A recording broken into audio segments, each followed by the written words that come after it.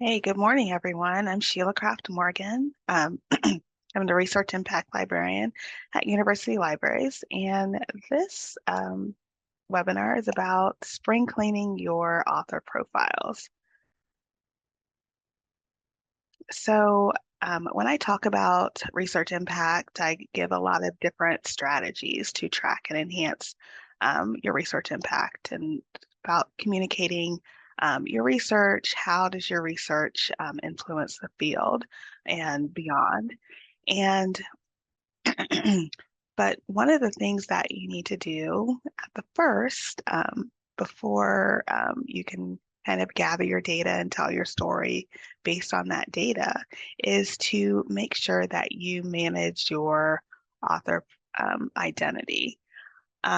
And so this is really about how do you set yourself up for success. So if you want to use your data in your profiles, such as your H-index or citations or alternative metrics, you want to know that your profile accurately reflects your work and there are no duplicate profiles that you have that could pull away or have additional information that could be added and reflect in your profile.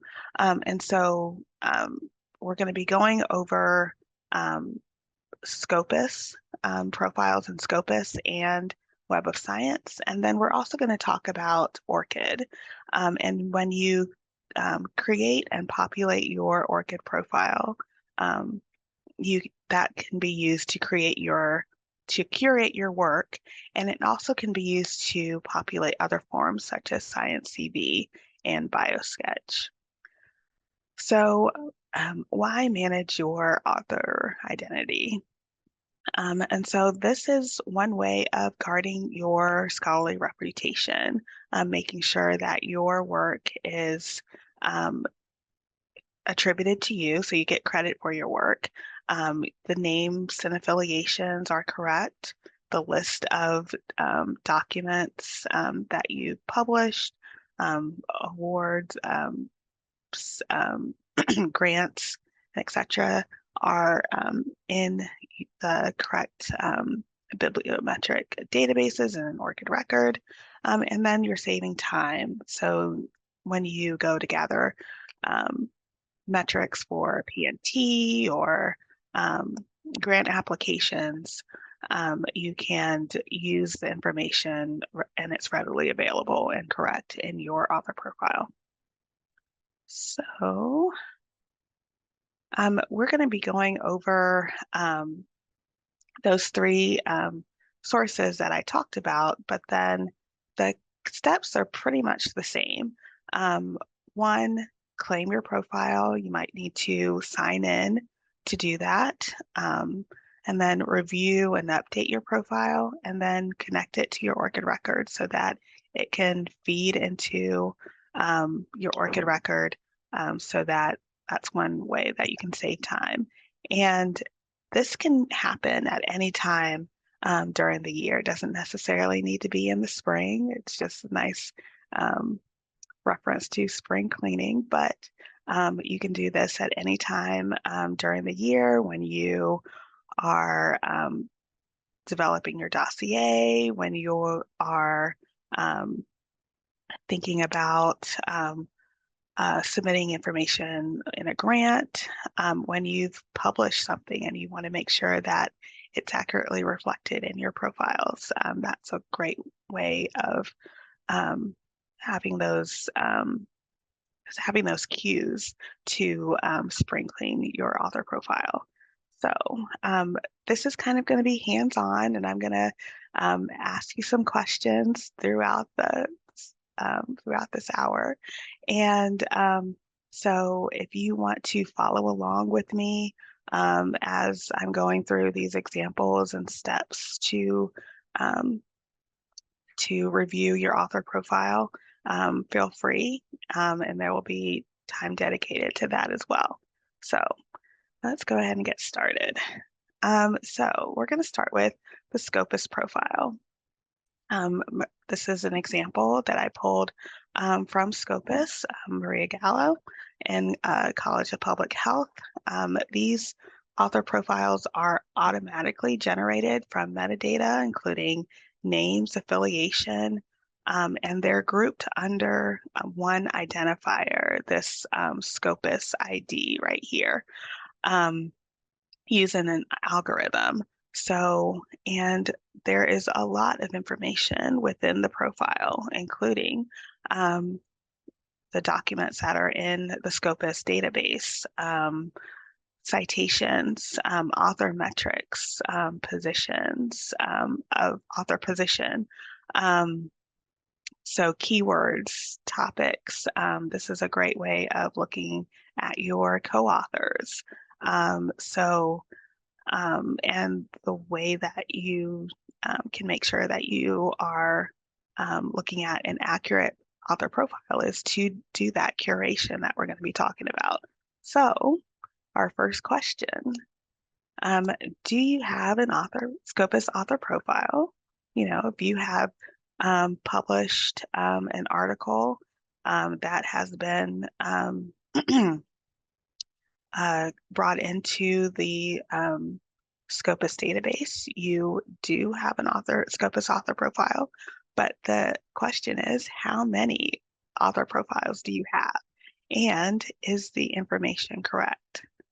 So if you want to take some time to look at your author profile in Scopus, you can get to the Scopus database through the OSU libraries catalog page. And then let's get into how to make some changes. And if you have any questions right now, feel free to unmute yourself and we can answer the questions that you have. All right, I'm not seeing anything in the chat. So thanks, Brian.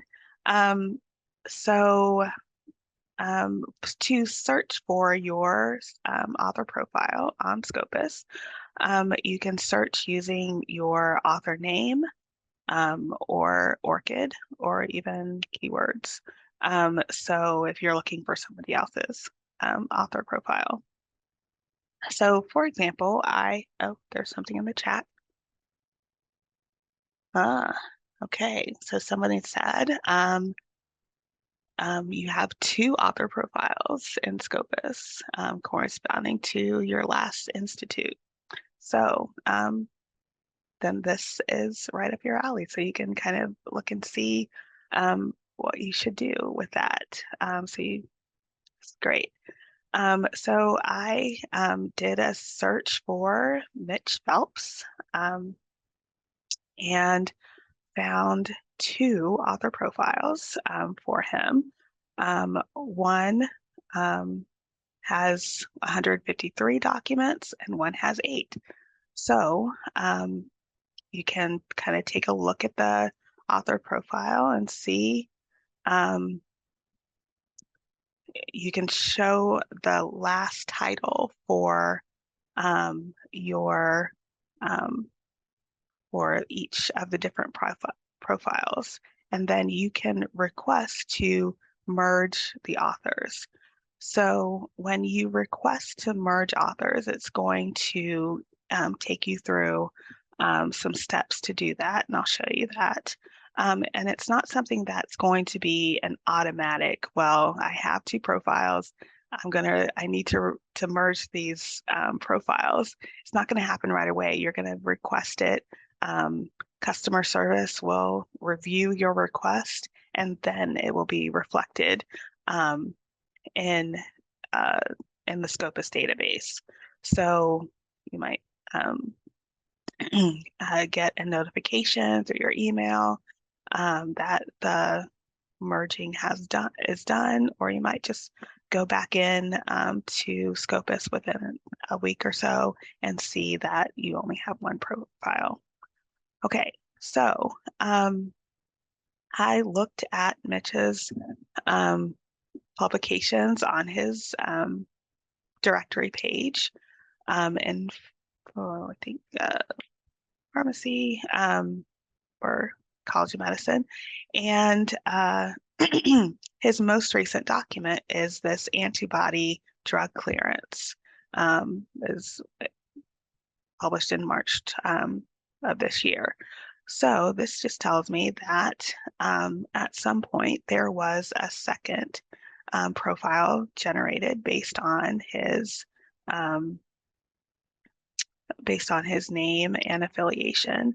And so that those two profiles need to be merged.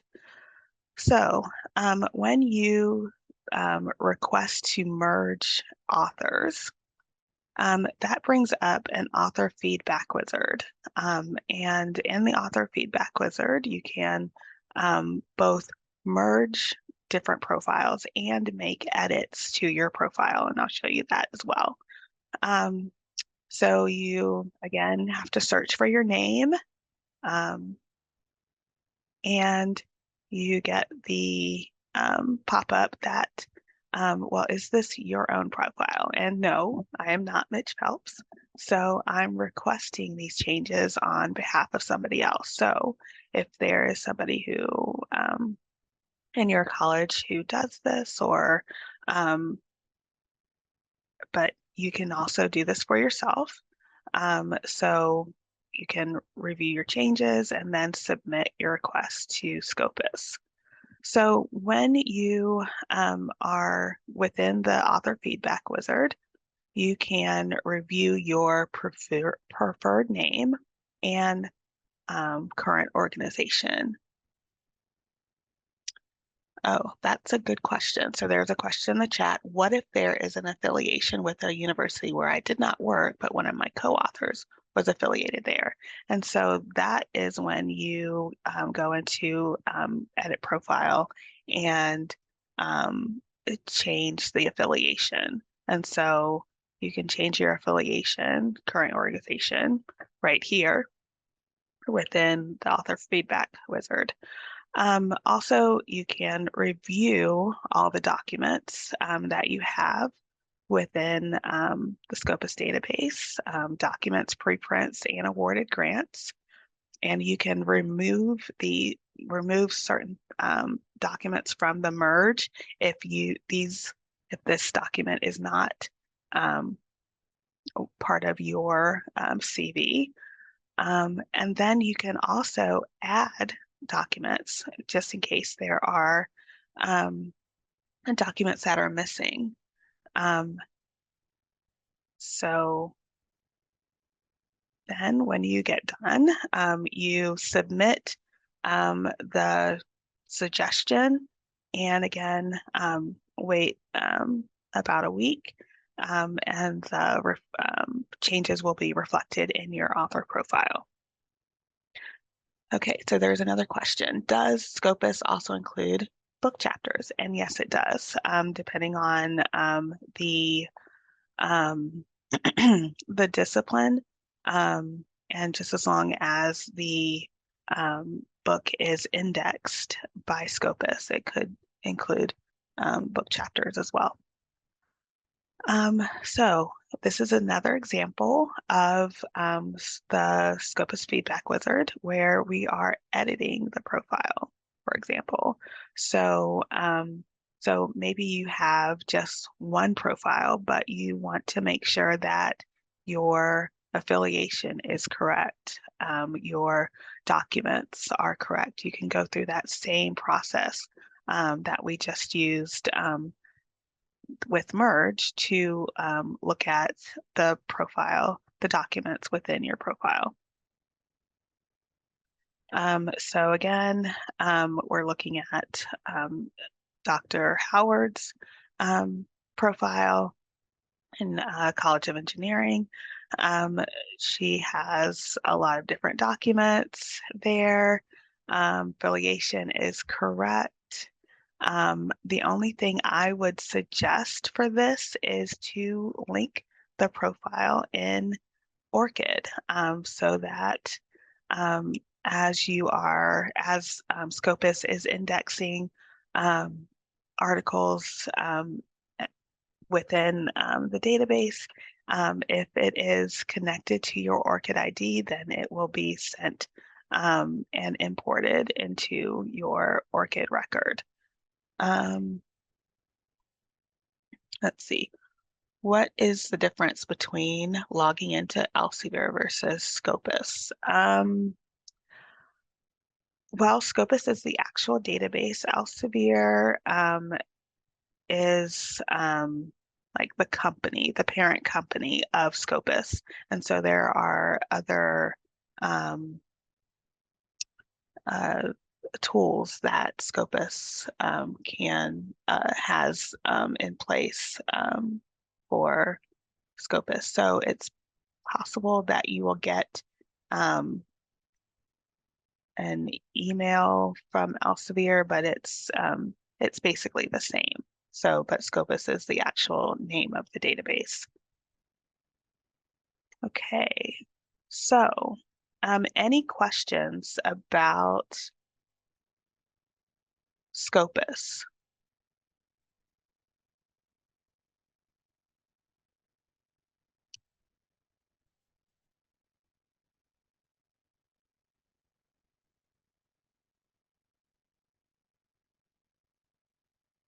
Okay. All right, so now we are going to look at Web of Science. So similar to Scopus, Web of Science is another bibliometric database that, that collects information and indexes articles from a wide variety of journals. And as they are indexing these articles, you there are profiles that are created for researchers.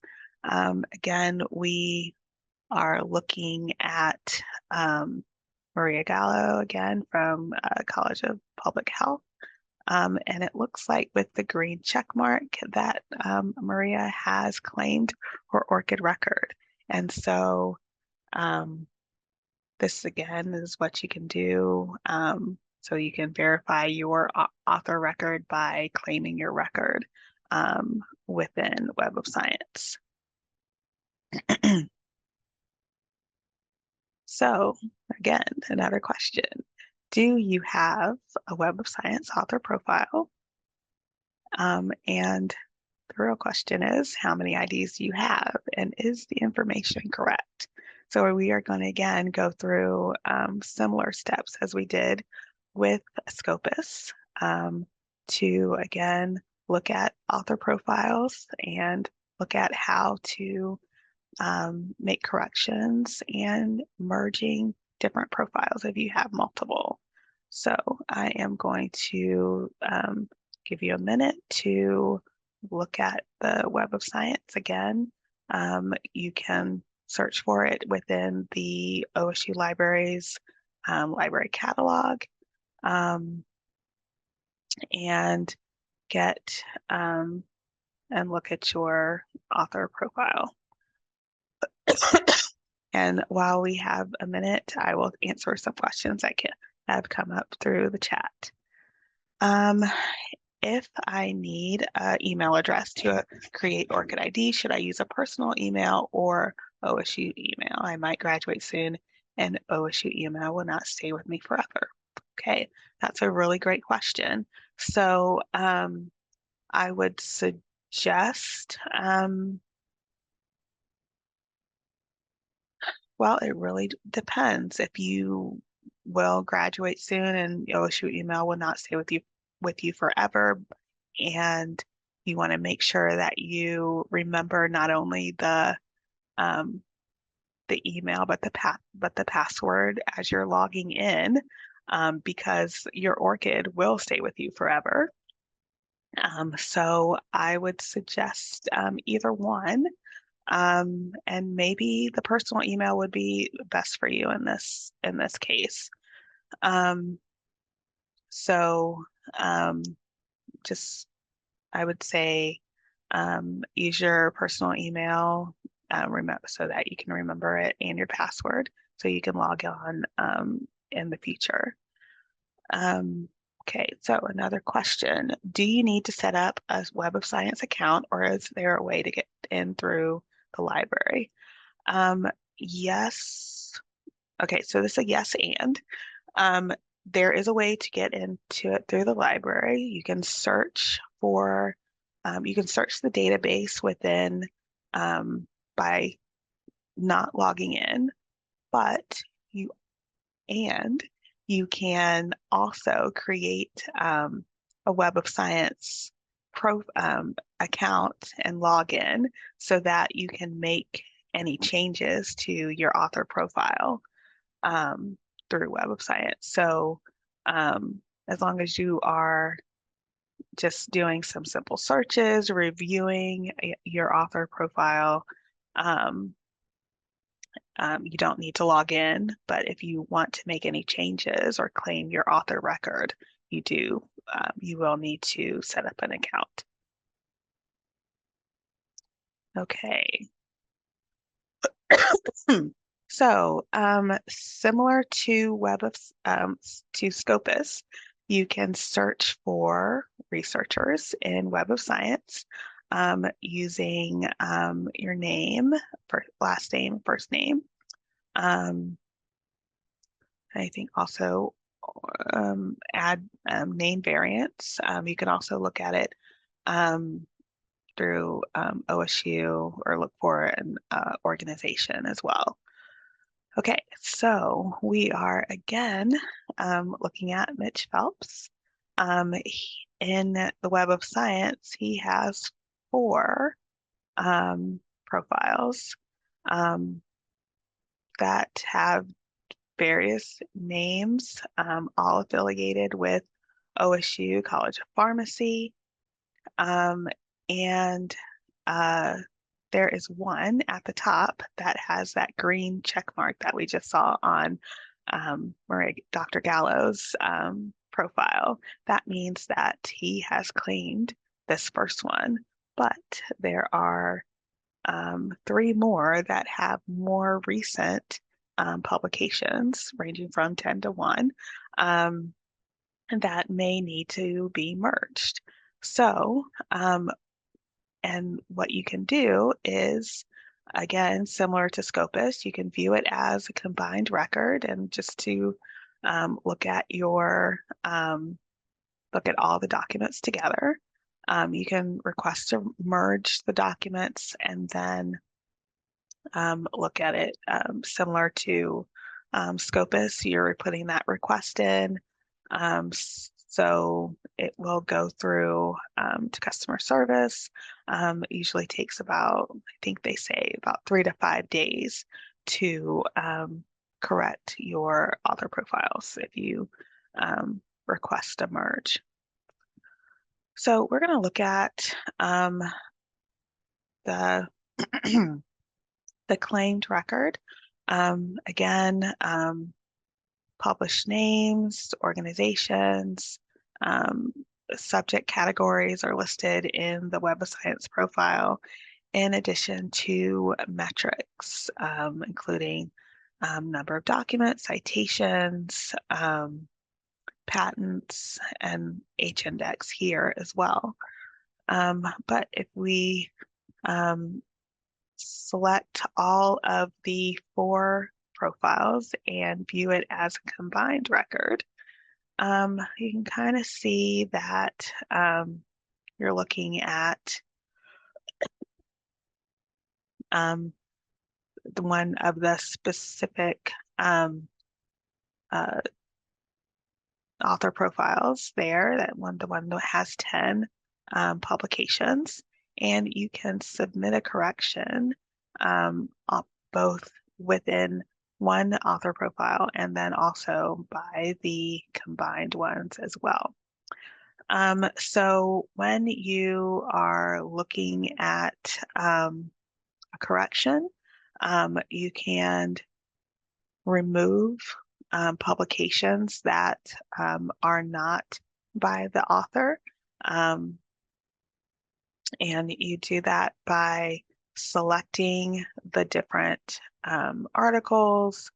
There's a whole process that it's various steps that you can take, including So you are looking at the selecting the article that is not written by the author. You can review it before it is submitted. You can do refine the publications by year or journal title, and then to and you go through the process of the correction summary. And again, you have the opportunity to look at the correction that you're suggesting before it's being submitted. So just to make sure you are um, having the right thing as you're making the suggestion, and then send it off to the customer service.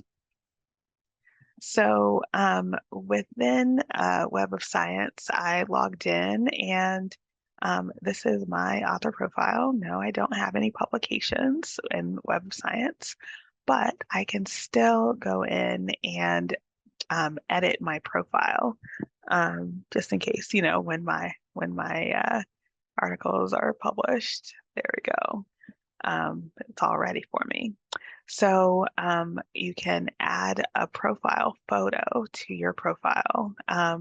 You can add published names, display names, your primary organization, organization history. Do you want to show that or not? Your peer review. Web of Science is part of Clarivate, and they have a tool that that curates all the peer reviews that you have participated in within the Clarivate universe of journals. So you can, and other journals as well, so that you can kind of curate and display your peer review. And this is, and if you have your peer review collected through Web of Science, then that will be added to your ORCID profile. So it's a great way of showing your service to the profession if you are involved in peer review. And then you can select whether or not you want to automatically update your profile. And there's some advantages and disadvantages of that. Just as, the algorithm isn't always correct for creating, it might create different profiles for you depending on the name variation, affiliation. And so the articles that are automatically updated for your profile may not be correct. So you would always need to review your profile in that case. And then so if you don't, then if you do not want that automatically updated, they can send an alert to you about potential articles that could be part of your profile. So just review your communication settings for that. And then you can sync your ORCID to Web of Science also in the Edit Profile section. And I went ahead and did that. So again, you are signed in on ORCID, you're authorizing access to Web of Science researcher profile, syncing, and then your ORCID will show up within your profile. And you have a lot of different options that you can select depending on how you want to automatically sync ORCID and Web of Science. So just review those. So then I'm just showing that my ORCID is now listed in my profile. So, and then, well, what if I have publications that um, they didn't find for me, but I know that they're in the database. So, um, I want to add some publications. You can manage the documents that are part of your profile. And you can add publications to your profile using this tool. And you can get suggested publications based on your email address that you published under. You can add publications by an identifier. You can add publications by file upload, and then also syncing with your ORCID. So a lot of different ways to make sure that the publications within your profile are correct. So again, we are going to go look at Dr. Howard's profiles within Web of Science. There are 4 or 5 of them. Some when she was at Georgia Institute of Technology, some when as she has been here. And so here I would suggest merging the profiles again, as we went over before. And it looks like she has not claimed any of the profiles. So I would again suggest claiming the profile as well. And you can do that right here, claim your record, and then go through and look at edit your profile, and as you are as we kind of went over before. So does anyone have any questions about Web of Science?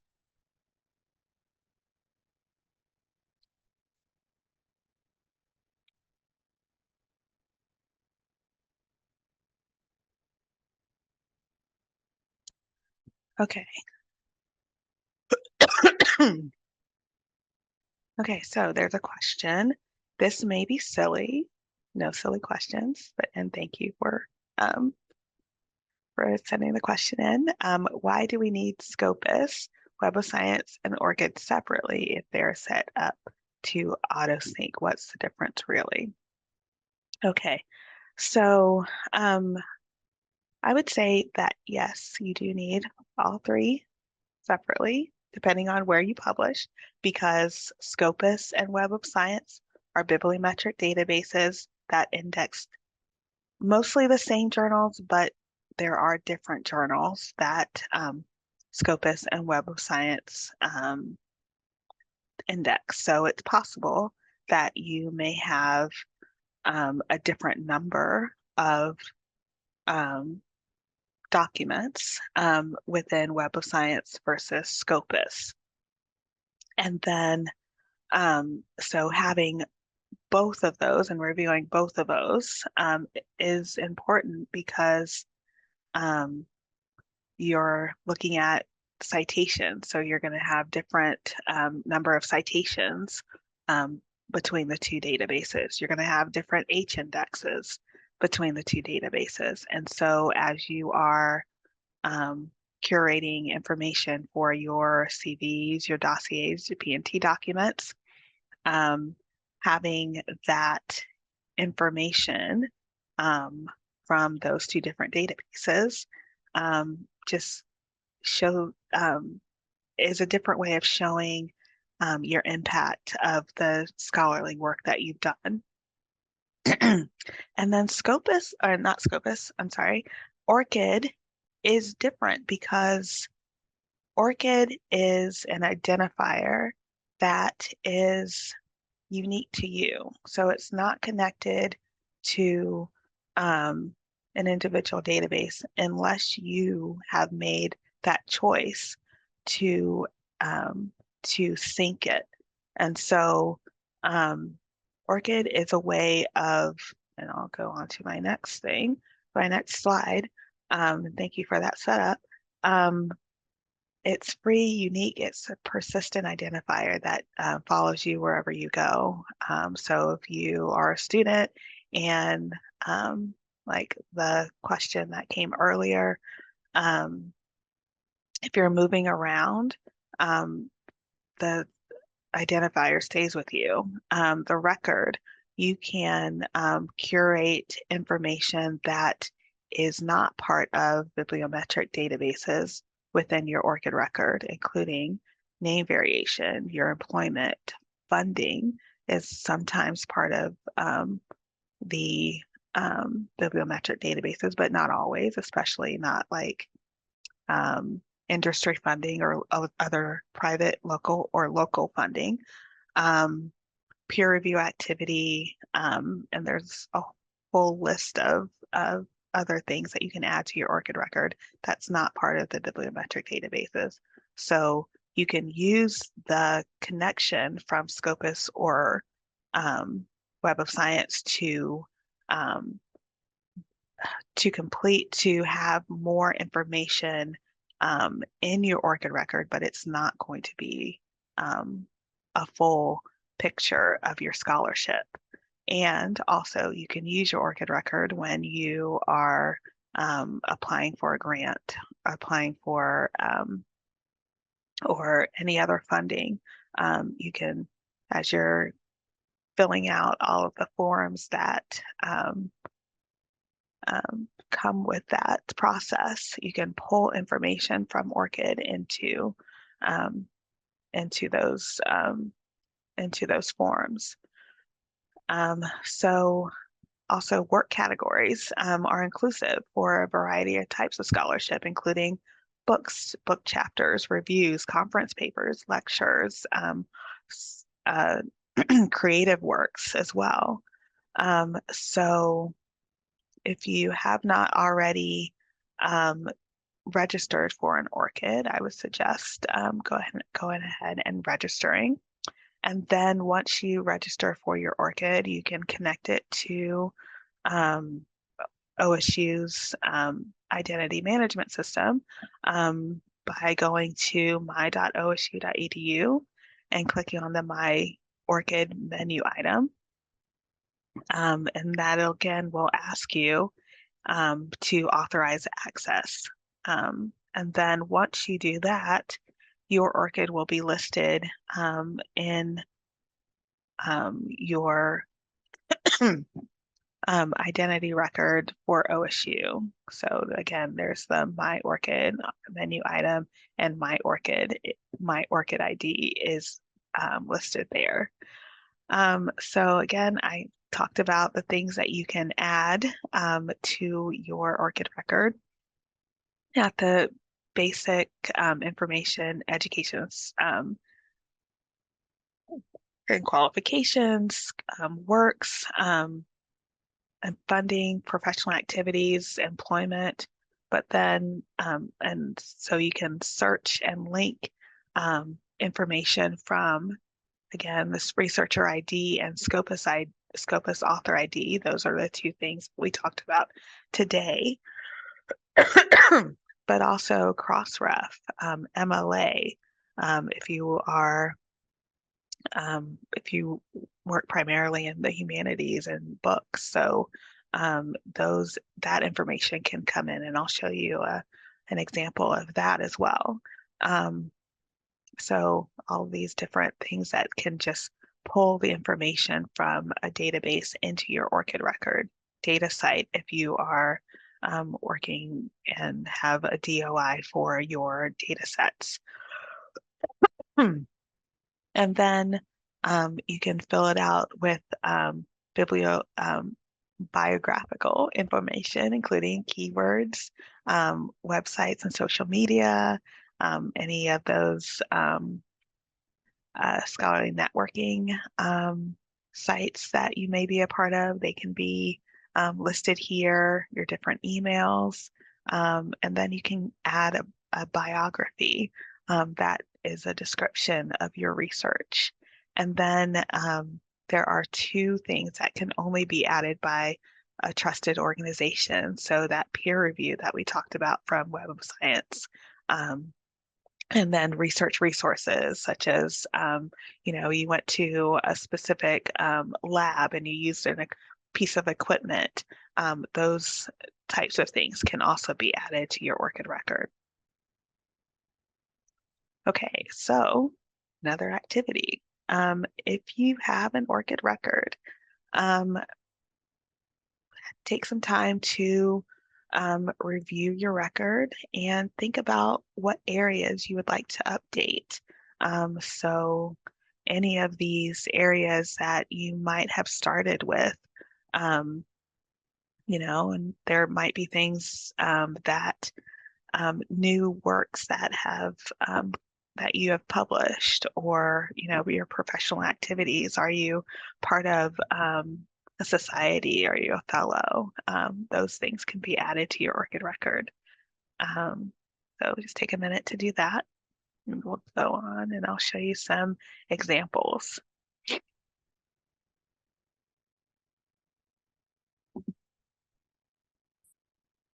And if anybody has any questions now, I'd be happy to answer.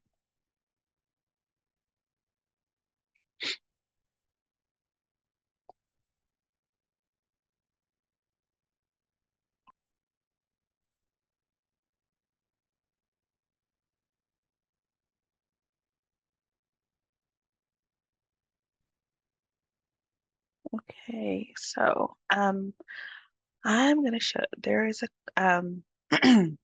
example here on the screen for Harmony Bench. And she is a professor or faculty member in the College of Arts and Sciences, the Department of Dance.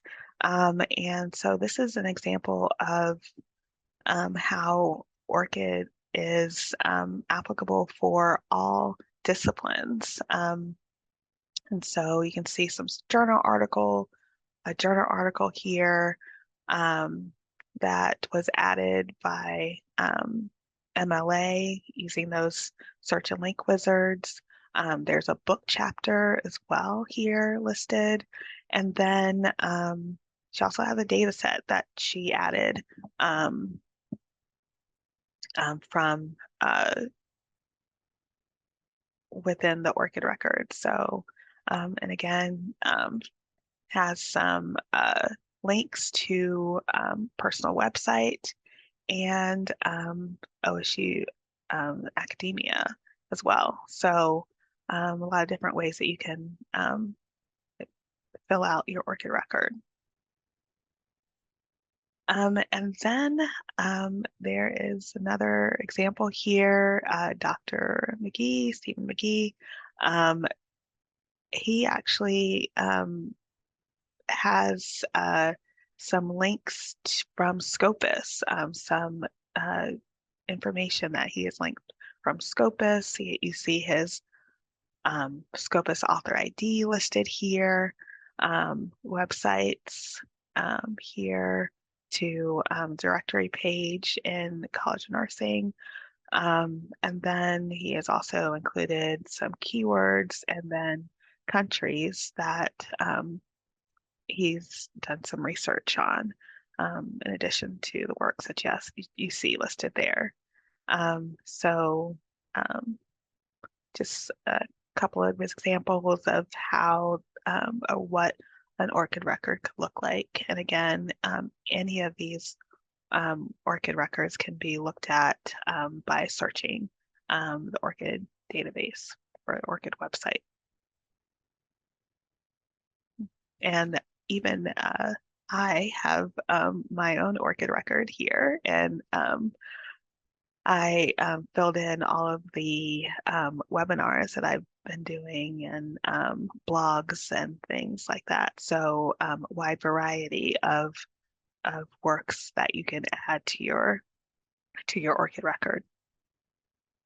So even though I have not published yet, I can still add information to my ORCID record. So that kind of concludes our